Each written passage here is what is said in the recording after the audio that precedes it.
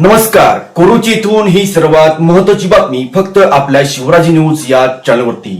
बातम्यांचे latest update जाणून घेण्यासाठी आजच आमचे चॅनल लाईक करा, शेअर करा, सबस्क्राईब करा आणि पाहूया. आज कोरुचीतील जाहीर सभेत माजी मंत्री प्रकाश आवाड यांनी सानिका आवाड यांच्या प्रचारासाठी प्रामुख्याने विकासाचे मॉडेल आणि घराण्याचा वारसा यावर आधारित आपले मुद्दे मांडले. इचलकरंजी शहराचा ज्या पद्धतीने आपण सर्वांगीण विकास केला तेच विकासाचे मॉडेल आता कोरोची आणि परिसरात राबवण्याचा संकल्प त्यांनी यावेळी व्यक्त केला. सानिका यांच्या माध्यमातून या मतदारसंघात महिलांच्या समस्यांना वाचा फुटेल आणि महिला बचत गटाच्या बळकटीकरणासाठी विशेष निधी उपलब्ध करून दिला जाईल असे आश्वासन त्यांनी दिले. पाहूया यावेळी ते काय म्हणतात. काँक्रीटचा रस्ता कोण केले? विरोधक कधी आला इथं काय रस्ता कुठं आहे, गटरी कुठं आहे, पाणी कसं आहे विचारायला?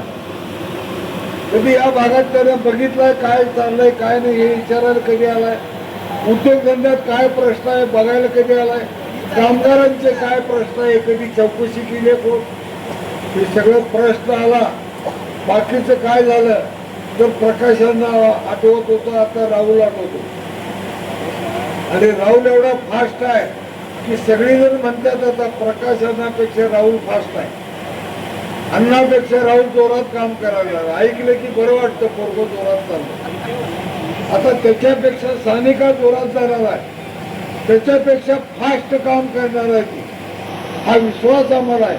त्यावेळी तुम्ही सगळ्या माता भगिनी म्हणणार की सानिका फार जोरात काम करते, की आम्ही लहानपणापासून बघतो तिचं काम, तिची धडपड, लोकांच्यासाठी काय वाटेल ते करायच्या संबंधीची तयारी हे बघत आलोय आम्ही.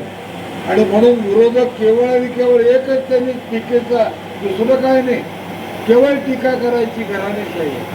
अरे चांगला डॉक्टरच्या पोटी कोणतं पोरगा आला ते जर डॉक्टर झाला तर किती चांगला डॉक्टर आहे म्हणतात, बापापेक्षा चांगला डॉक्टर. पण पुढाऱ्यांच्या पोटाला पुढारी चालत नाही, ती घराणेशाही. त्याच्यापेक्षा चांगला काम केला तर मग लोक म्हणतात त्याच्यापेक्षा योग आला. तसं हे काम करून दाखवणारी पोरगी आहे, तुम्हाला रिझल्ट देणारी पोरगी आहे. कोरुचीतला कुठलाही प्रश्न राहणार नाही याच्यासाठी रात्रंदिवस पळणारी कार्यकर्ती तुम्हाला इथं उमेदवार मिळाल्या. मी जाहीरपणानं सांगतोय, कोरुचीकर त्यांचं कौतुक केल्याशिवाय राहणार नाही, इतकं चांगलं काम ते केलं. सनी ओळकर आमचा सहकारी आहे, तरुण आहे, त्याच्याही घरात काही राजकारण नवीन नाही. त्यांच्या मातोश्री सुद्धा सदस्य होत्या. आता सनी उभा राहिला आहे, सनी निवडून येणार आहे, तोही चांगलं काम करणार आहे. तरुणांचे संघटन मधनं भारतीय जनता पक्षाचा एक अतिशय चांगला कार्यकर्ता म्हणून त्यानं स्वतःची प्रतिमा तयार केली. त्याला उमेदवारी दिल्या भारतीय जनता पक्षानं पंचायत समितीला. त्यालाही आपण प्रचंड मताने निवडून द्यायचं आहे.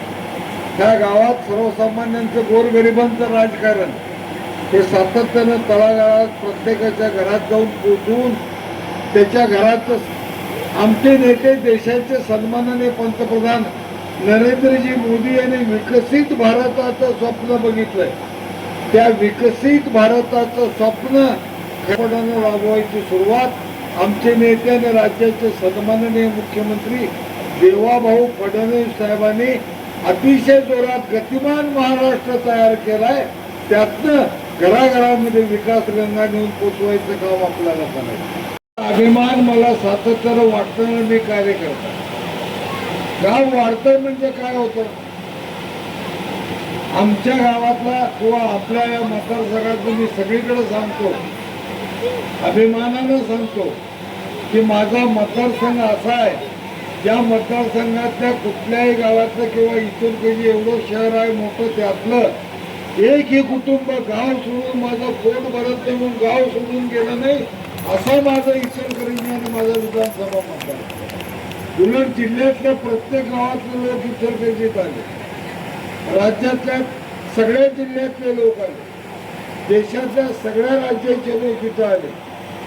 इचलकरंजी काम मिळतं, घर चालतं, 2 पैसे मिळतात, यासाठी लोक मोठ्या संख्येने आले. आणि सांगायला आनंद होतो की आले ते कायम आयुष्यभर संतोषीचं कामगार म्हणून राहिले नाही, इथं काम करून कष्ट करणाऱ्या कामगाराचा मालक करायचं ही भूमी आहे. त्या भूमीमध्ये लक्ष्मी पावते प्रत्येकाला. कष्ट करणाऱ्याला लक्ष्मीची कृपा होते हे या भूमीनं सिद्ध केलेलं आहे. इथे येणारा कामासाठी आलेला कामगार तो कारखानदार झाला. काम करत करत काय तर चुकबुक साठवायला लागला, 2 पैसे झाले, बँकेचं कर्ज घेऊन तो लुंबून गाठला, स्वतःचे मालक झाला. एका दुसरा कामगार घेऊन तो स्वतःचा कारखाना चालवायला लागला. त्या कारखानदाराचा तो मोठा मालक झाला. 24 माग झाले, 48 माग झाले. त्यानंतर रिपेअर गेला, आता एअर जेटवर चाललाय. कोट्यावधी रुपयाची कारखानदारी या गावात काम करायला आलेल्या कामगारानं उभी केली. हे या गावाचं वैशिष्ट्य आहे. तुमचा हा नवीन वसाहतीचा परिसर, तुम्ही प्रत्येक जण एकमेकाला ओळखता. इथं कामगार म्हणून आलेले किती तर शेकडो हजारो कुटुंब तुम्हाला मिळतील की कधी तर इथं काम करायला आलेला हा तो कारखानदार झालाय. आज त्यानं बंगले बांधलेत, मोठे मोठे कारखाने घेतलेत, 4 चाकी गाड्या घेतलेत. ही कष्टाला आशीर्वाद देणारी भूमी आहे. इथं सगळे कष्ट करतायत म्हणून आपली प्रगती होत्या. जादूची कांडी नाही. आमचा भाग का पुढे गेला? इचलकरंजीचे नाव आज भारतभर काय? त्याचं कारण एकमेव की आमच्या माता भगिनी असू देत, माझे तरुण मित्र असू देत, ज्येष्ठ असू देत, सगळे रात्रंदिवस काम करत राहिले म्हणून त्यांची प्रगती होत गेली आणि ते मोठे होत गेले. इथलं वैशिष्ट्य आहे. म्हणून तर आम्ही सांगतोय की आम्हाला आमच्या परिसराचा फार अभिमान आहे. तुम्ही सगळे माता भगिनी काही वर्षांच्या पूर्वी गारमेंटचं ट्रेनिंग घेतलं, गारमेंटमध्ये काम करायला लागला. बघता बघता आज 20-22 हजार माझ्या माता भगिनी, 20 ते 22 हजार माता भगिनी आज गारमेंट उद्योगात काम करतात. दरमहा 7-8 पासून 20-22 हजारपर्यंत पगार घेतात.